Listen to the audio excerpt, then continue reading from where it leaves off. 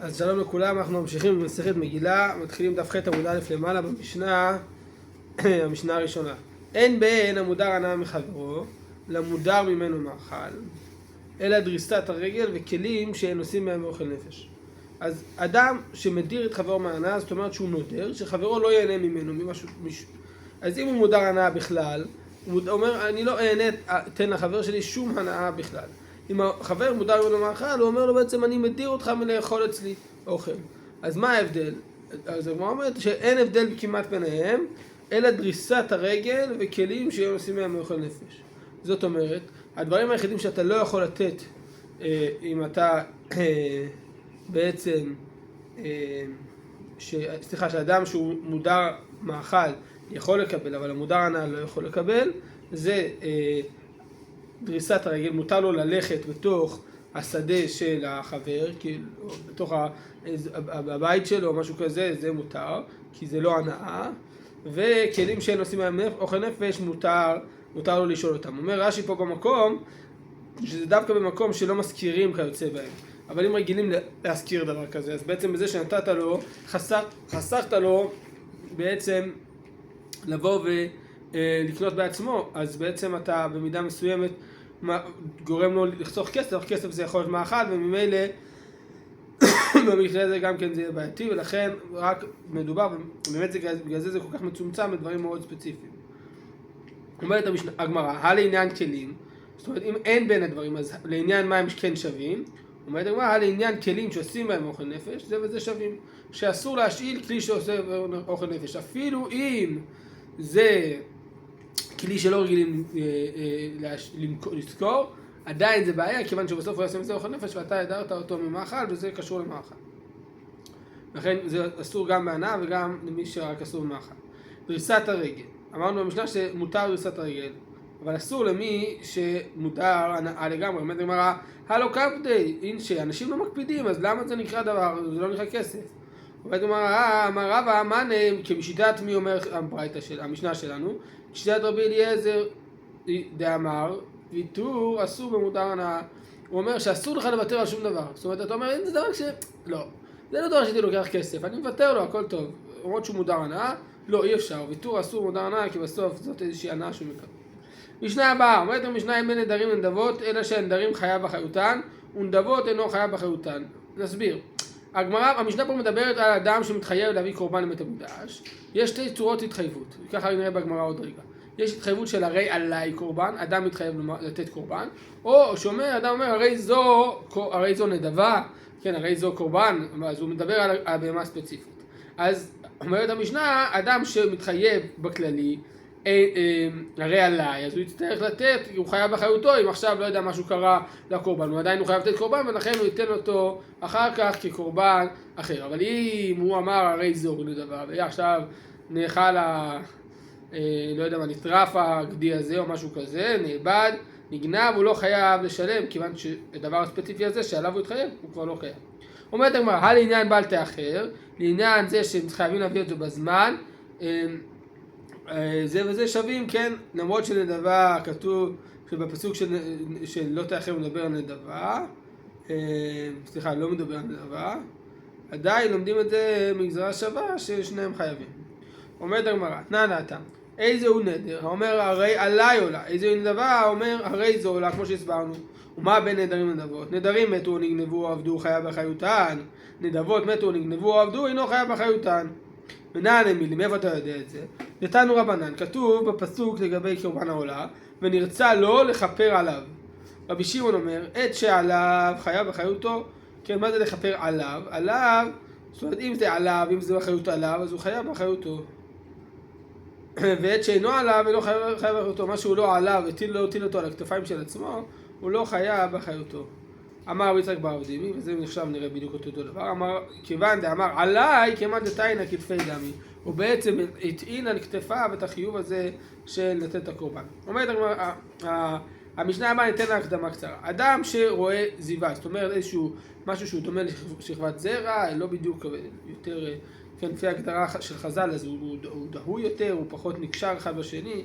אז אדם שרואה זיווה, פעם אחת הוא נחשב טמא כשכבת זרע, זאת אומרת הוא חייב לטבול והוא באותו ערב הוא יכול לטבול והכל בסדר. אם הוא רואה שתי זיוות באותו היום, או שתי זיוות יום אחרי יום, העיקר שאין הפסק יום בין הזיוות, הוא כבר נחשב זהב שלם ולא כשכבת זרע.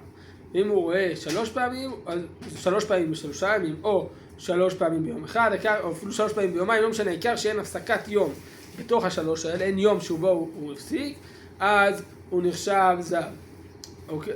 והאדם שהוא זהב, זה עכשיו נראה, אומרת המשנה, אין בין זהב הרואה 2 ראיות, לרואה 3 ראיות, 3 ומעלה, שרואה 3, אלא קורבן, שמי שראה 3 צריך להביא קורבן, ומי שראה 2 אינו חייב להביא קורבן. איזה קורבן הוא צריך להביא? הוא צריך להביא 2 תורים או 2 בני עונה, 1 לעולה ו1 לחטאת. אחרי 7 הימים הנקיים שהוא סופר, שזה החומרה של זהב על שכבת זרע, שהוא חייב לחכות 7 נקיים, ובינתיים הוא טמא. לא רק זה, הוא גם מטמא משכב ומושב, זאת אומרת, על כל דבר שהוא יושב עליו, או על דבר שהוא עומד עליו, הוא מטמא אותו, משכב ומושב הוא מטמא אותו באבות הטומאה. לעומת זאת, אם הוא נוגע במשהו, זה רק נהיה ראשון הטומאה. אבל בגלל שהוא זהב, הוא מטמא גם כן באב הטומאה. אז אומרת הגמרא, עלי על משכב ומושב בספירת 7, זה וזה שווים, ששניהם מטמאים משכב ומושב וסופרים 7. מנענה מילי, מאיפה אנחנו יודעים את זה? דתנו רבנן.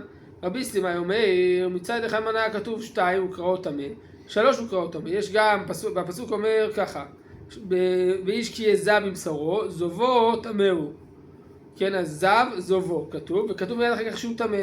אז רואים שיש פעמיים זב והוא נקרא טמא, ויש פסוק אחר, זאת תהיה טומאתו בזובו, ראה בשרו את זובו, או החתים בשרו מזובו, זאת תהיה טומאתו בעצם כתוב בהתחלה, אז הוא נקרא טמא. אז יש לנו 2 פסוקים שמזכירים זיווה ואומרים שהוא טמא, פעמיים כתוב זיווה, פעם 3. למה זה כתוב את שניהם? אומרת הגמרא, הכיצד? 2 לטומאה, ו3 הוא קורבן, אחרי 3 הוא כבר צריך להביא קורבן. אומרת הגמרא, אמרת, אומרת הגמרא, סליחה רגע, 3, ואם 2 לטומאה ולא לקורבן, 3 לקורבן ולא לטומאה, אולי כשהוא עובר 2, הוא רק צריך להביא קורבן, הוא טמא, ואחרי 3 הוא רק צריך להביא קורבן, אבל כבר אין טומאה. אומרת הגמרא, מה פתאום? זה לא הגיוני, למה?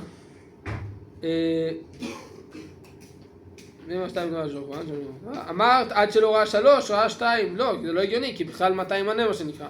בכלל 3 יש 2, הוא כבר ראה 2, זה כבר התחייב טומאה.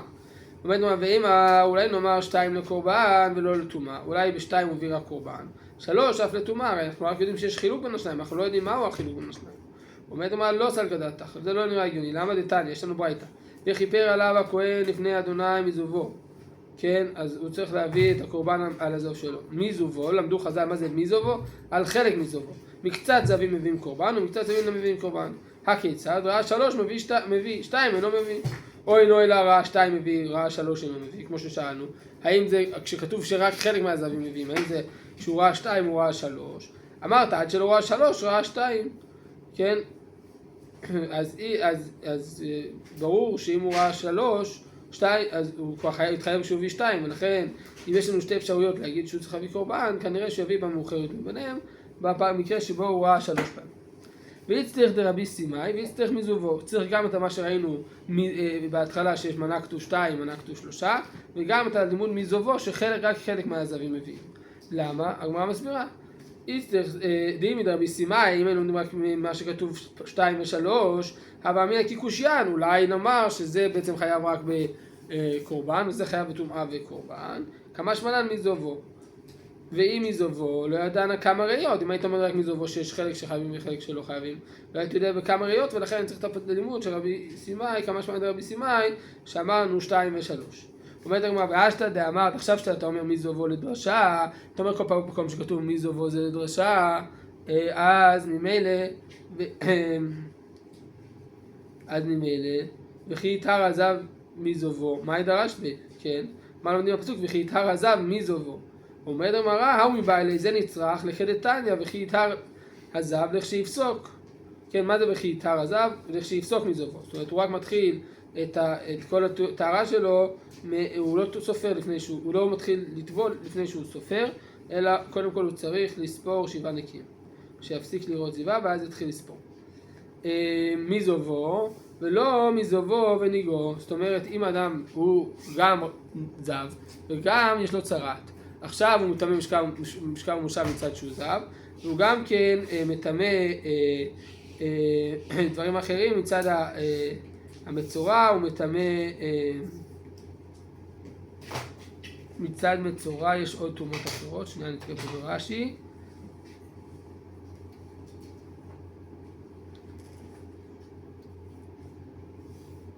לעניין אכילת קודשים וטבילה, הוא צריך עדיין לחכות, הוא עדיין לא יכול לאכול קודשים כיוון שהוא עדיין מצורע, אבל לעניין טומאה של כלי חרס והסת וטומאת משכב ומושב, הוא כבר מסיים את זה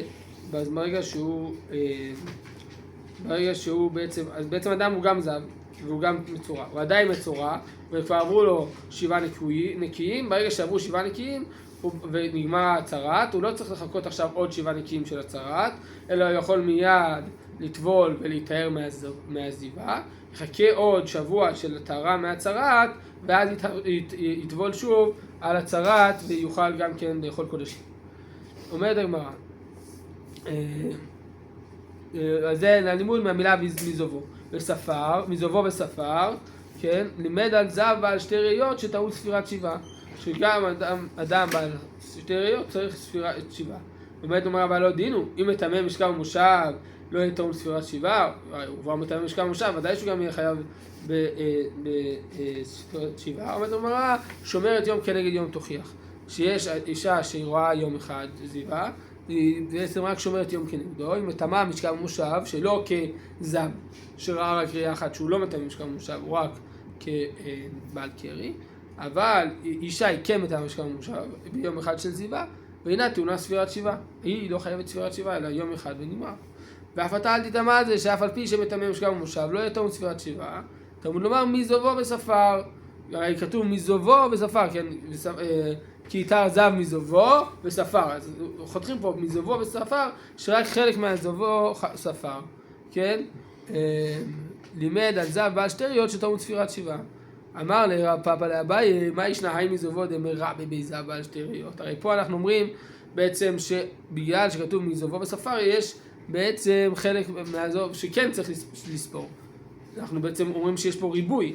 לעומת זאת קודם ראינו שזה שכתוב מזובו זה מיעוט של מזובו, כן?